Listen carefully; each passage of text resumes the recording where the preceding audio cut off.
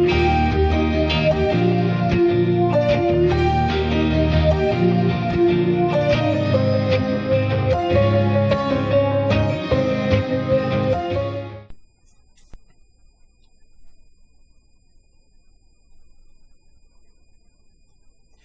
guys, welcome back to Many Tribes One Kingdom. I am your host Dustin, and today we have an amazing video for you. Well, this was spur of the moment because this was not the planned video for today, but here we are. So we're going to be talking about something that's that's been weighing heavily on me. Those of you who have Disney Plus, or you grew up watching superhero movies or superhero TV shows, whether you're DC or Marvel. Personally, I'm a DC fan. Those will argue with me. They have the right to be wrong. Anyways, so we look at Superman, Batman, Iron Man, Captain America, Martian Manhunter, Static Shock. We look at all these superheroes and we say, oh goodness, I want to be like them. I want to be like them. I want to be like them. They're out there saving lives. They're helping people. But at the end of the day, when their life is on the line, how hard do they fight to stay alive? They fought to protect the people around them, but they were just trying to keep themselves alive as well. Like, they calculated themselves in on that they wanted to stay alive. But, at the end of the day, they're going to, risk, they'll sacrifice their life in order to protect the people around them. But when I look at superheroes, and yes, my personal favorite growing up was Static Shock. Personally, I like his story, but I also just like how he interacts with the universe.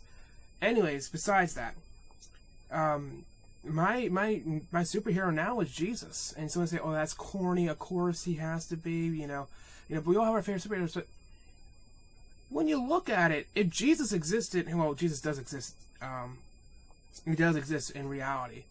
But when you hold him up against Superman versus Jesus, you're going to pick Jesus. Jesus is God. He has all this power that he can wield.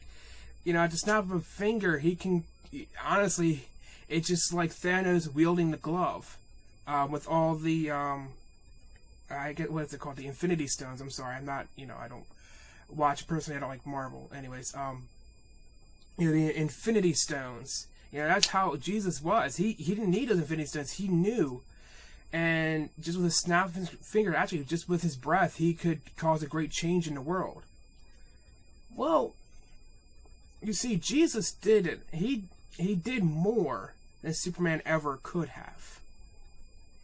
You see, Jesus fought battles. Great battles. But he wasn't out there fighting Thanos. Of course, Thanos doesn't exist. He wasn't, fighting the bad guys. He wasn't out there throwing fists or, wielding a sword and a shield. At least not in the way we see it. You see, Jesus was out there fighting those battles, not with his might, but with his words. He didn't attack the body. He hit the heart. Because he knew that if you ended their life, it just ended there. They would have been in eternal torment. Instead, he went after their heart to give them the opportunity to turn around. And, evidence of this, and, we see all this evidence where Jesus had the opportunity. In fact, if we put another one of these superheroes in his place, they probably would have did something a lot different. Even if just taking the character of the superheroes, not necessarily their powers, but just, their mentality, just how they would react in this situation would have been a lot different. Even personally, if I was in this situation, which I wasn't, but if I was ever in this situation, I would have been acting so differently. The first example of this is we see it in Luke chapter 22, verses 63 to 65. I'll be reading from the NASB 1995. Now the men who were holding Jesus in custody were mocking him and beating him, and they blindfolded him and were asking him, saying, "Prophesy, who is the one who hit you?" And they were saying many things against him, blaspheming. Now, just the mocking and beating, obviously, if you were in that situation, you probably would have tried to get up and be like, we're going to start throwing hands. Jesus didn't do that. Jesus had all the power. If Superman was there, he would have broke through the bindings and probably killed everybody. Or at least hurt and knocked them out. But Jesus didn't do that. Now, if he was a superhero, why wouldn't he? Because remember what I said earlier, Jesus didn't fight with his might. He fought with his words. Having the power to do something, and having the power within your hands, and wielding that power, sometimes you just don't need to wield that power. Sometimes you just need to speak. And we also see something else. In fact, this was even a big test. Not for Jesus, but imagine yourself in this situation. And we all know this big famous story. And this is coming from Mark chapter 15, verses 29 to 34, from the NASB 1995 version. Those passing by were hurling abuse at him, wagging their heads and saying, "Ha, you who are going to destroy the temple and rebuild it in 3 days, save yourself, come down from that cross." In the same way, the chief priests also, along with the scribes, were mocking him among themselves, saying, "He saved others, he cannot save himself. Let this Christ, the King of Israel, now come down from the cross, so that we may see and believe." Those who were crucified with him were also insulting him. When the 6th hour came, darkness fell over the earth, over the whole land, until the 9th hour. At the 9th hour, Jesus cried out with a loud voice, "Eloi, Eloi, lama sabachthani," which is translated, my God, why have you forsaken me?" In this moment, Jesus, and they were right, Jesus had the power. He could have gotten himself off that cross. In fact, he could have wiped out the entire area. In fact, if Superman was right there, he probably would have did it. Martian Manhunter, Static Shock, any superhero you name, they probably would have did everything they could to get themselves down from that cross. But Jesus didn't. Why is that? Because he knew the end of the story. He knows the end of your story too.